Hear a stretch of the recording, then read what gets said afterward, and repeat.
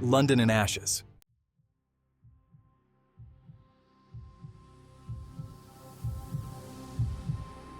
The year is 1666. London is a city scarred. The Great Plague, a relentless horror, swept through the streets. Thousands perished, their cries still echo in the empty lanes. Then came the fire, a ravenous beast that consumed all in its path. Homes, businesses, churches, all reduced to ashes. The stench of smoke and death lingered for months. The fire was a cleansing, or so they thought. It burned away the pestilence. It purged the city of its sins. But some evils run deeper than any fire can reach.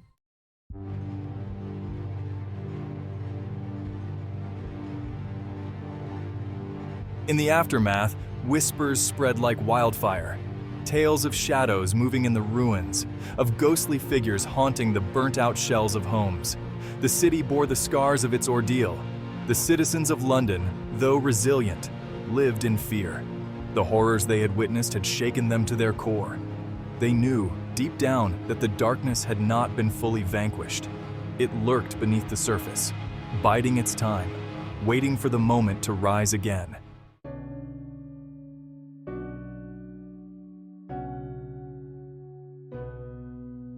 Years passed. London, with characteristic grit, began to rebuild. New structures rose from the ashes. The city pulsed with a tentative hope.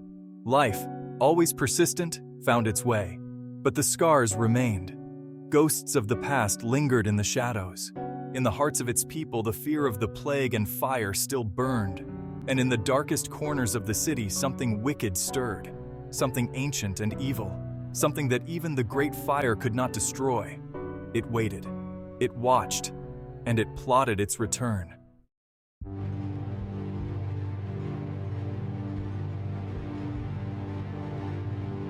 A ghostly silence.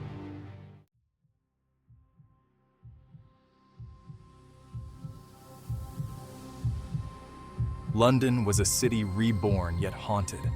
The air, once thick with the screams of the dying, now held a chilling silence. The streets, once teeming with life, echoed with the footsteps of the few. The plague had left its mark.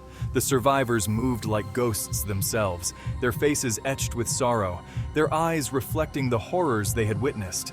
They went about their days, but the fear remained, a constant companion. The city, once a symbol of prosperity and grandeur, was now a shadow of its former self. The Great Fire had consumed not only buildings but also a part of London's soul.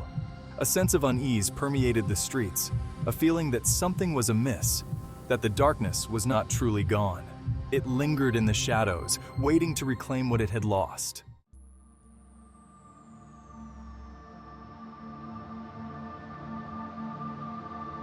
From the ashes, stories arose. Tales whispered by the light of flickering candles.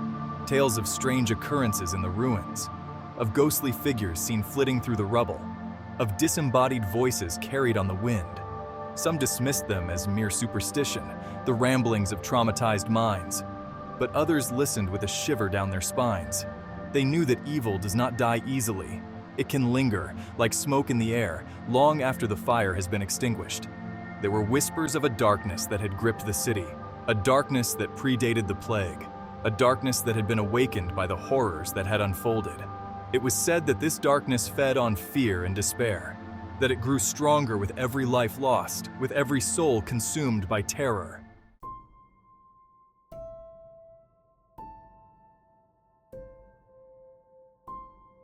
Life went on, as it always does. But the memories of the plague and fire cast a long shadow over London. The trauma ran deep, leaving an indelible mark on the city and its people. The laughter of children playing in the streets was now tinged with a note of uncertainty. The joy of lovers reunited after the horrors they had endured was bittersweet, haunted by the knowledge of what they had lost. Even in the grandest of the rebuilt homes, a sense of unease lingered, as if the very walls themselves remembered the screams and the suffering, as if the darkness had seeped into the very foundations of the city. Londoners carried the weight of their memories with them, a heavy burden that threatened to drag them back into the abyss. And in the shadows, the darkness watched and waited, ready to pounce when their guard was down. Pause, 7S Ashcroft Manor.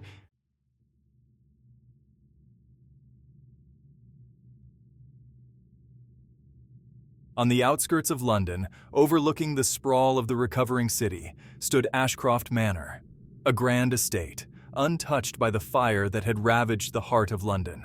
Its stone walls, weathered yet strong, spoke of a time before the plague, before the fire, a time of peace and prosperity. Its gardens, once vibrant with life, now lay neglected, overgrown with weeds and shrouded in an unnatural silence. The fountains, once flowing with crystal-clear water, stood stagnant, their surfaces covered in a layer of dust and decay. Yet, even in its state of disrepair, Ashcroft Manor held a certain allure. Its grandeur was undeniable, a testament to the wealth and status of its former occupants. But beneath the surface, a darkness lurked, an ancient evil, undisturbed by the passage of time. It lay dormant, hidden deep within the bowels of the earth, beneath the very foundations of the manor.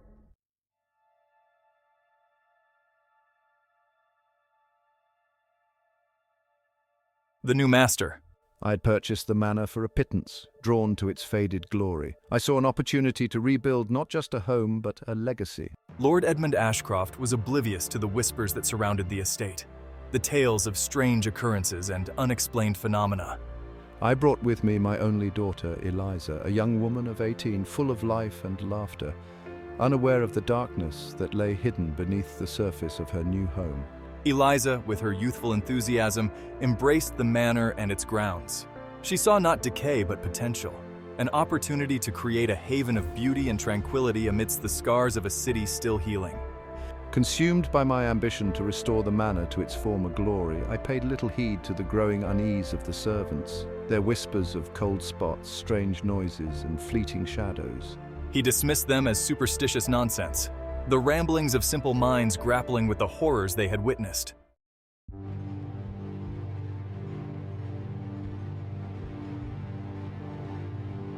A gathering storm. As the days grew shorter and the nights colder, a palpable sense of dread settled over Ashcroft Manor. The air grew heavy with anticipation, as if the very walls themselves were bracing for an inevitable storm. The servants, their fears growing with each passing night, spoke in hushed tones of a curse that hung over the manor, a malevolent presence that stirred in the shadows, watching, waiting. Strange occurrences became more frequent, doors slamming shut on their own, disembodied whispers echoing through the empty corridors, fleeting glimpses of shadowy figures lurking at the edge of vision. Lord Ashcroft, though outwardly dismissive, felt a growing unease, a prickling sensation at the back of his neck, as if he were being watched, judged.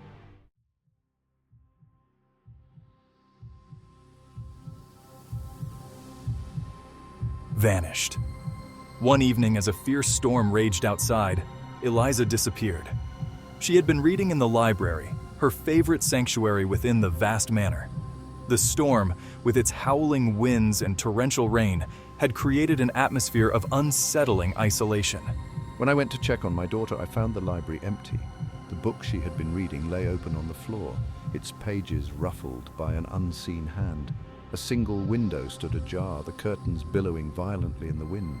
Panic surged through Lord Ashcroft. He called for the servants, his voice echoing through the empty halls of the manor. We searched frantically. Every room, every nook and cranny was meticulously examined. But Eliza was gone, vanished without a trace, as if she had simply ceased to exist, swallowed whole by the storm that raged outside and the darkness that festered within the very heart of Ashcroft Manor.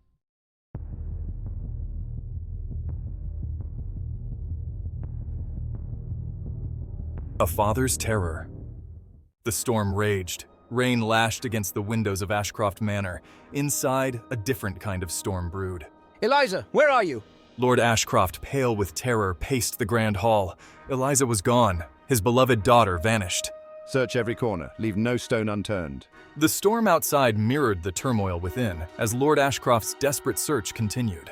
The servants, their faces etched with fear, moved like wraiths through the manor, whispering amongst themselves. The manor was cursed. They had always known it. Did you feel that? The temperature just dropped again. They spoke of cold spots, sudden drops in temperature that chilled them to the bone, and the shadows, always the shadows, moving just at the edge of vision. I heard it too. The whispers. They're getting louder.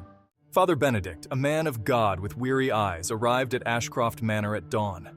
The storm had subsided, leaving a deafening silence, summoned by Lord Ashcroft to banish the evil that took Eliza. Ashcroft Manor felt ancient and malevolent.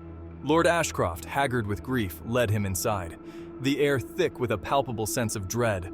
This was no ordinary haunting. He would face this evil, for Eliza, for Lord Ashcroft.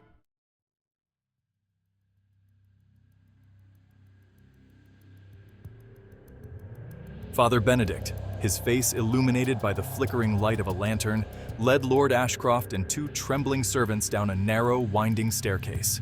The air grew colder with each step, the scent of damp earth and decay filling their nostrils. They descended deep into the bowels of the earth, beneath the foundations of Ashcroft Manor. The walls, made of rough-hewn stone, were slick with moisture. Cobwebs, thick with dust, hung like macabre tapestries. The silence was absolute, broken only by the sound of their own breathing and the drip, drip, drip of water from the ceiling. Lord Ashcroft, his face pale and drawn, stumbled once. Father Benedict, his grip on the crucifix tightening, steadied him. "Have faith, Lord Ashcroft," he whispered, his voice echoing strangely in the confined space. They continued their descent, deeper and deeper into the darkness, towards whatever awaited them in the heart of Ashcroft Manor, towards the source of the evil that had taken Eliza, towards a confrontation with the unknown.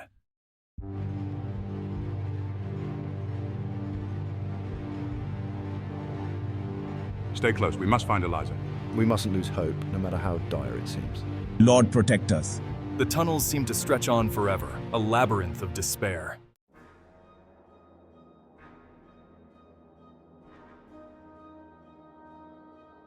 As they pressed deeper into the tunnels, a sense of unease settled over them. The air grew colder, the stench of decay more potent. The flickering lantern light revealed piles of bones scattered haphazardly along the tunnel floor. Human bones. My God, what happened here? The remnants of lives cut short, victims of a plague that had ravaged London, leaving its mark on the very fabric of the city. A grim reminder of the darkness that lurked beneath the surface, waiting to claim more souls. I've seen death before, but never like this, never so close, so personal. These were not just bones. They were echoes of suffering, whispers of a horror that refused to die. Father Benedict, his face grim, made the sign of the cross over the skeletal remains. May their souls find peace denied to them in life. He muttered a silent prayer for the souls lost, for the peace they had been denied in life. The darkness seemed to deepen around them, as if disturbed by the priest's presence.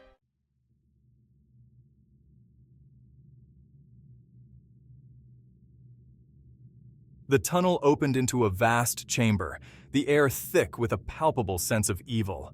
The lantern light struggled to penetrate the oppressive darkness, casting long, dancing shadows on the walls. In the center of the chamber lay a stone sarcophagus, its surface carved with strange and unsettling symbols. The air crackled with an unseen energy, sending shivers down their spines.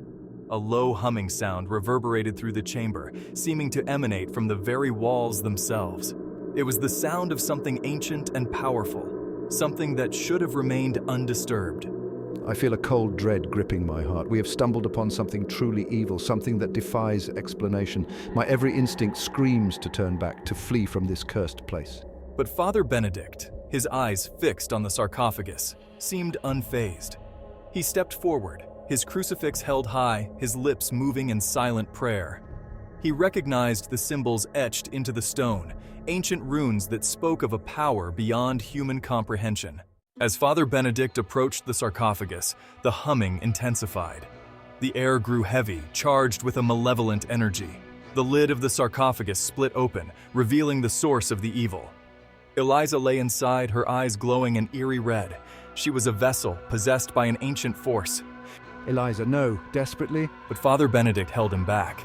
He raised his crucifix higher, the silver glinting in the eerie light. The air in the chamber crackled with energy. The light from Father Benedict's lantern seemed to dim. Eliza thrashed weakly, her eyes burning like hot coals. Father Benedict began to pray. His voice resonated with an ancient power. The chamber trembled, dust raining down, the shadows writhed and pulsed.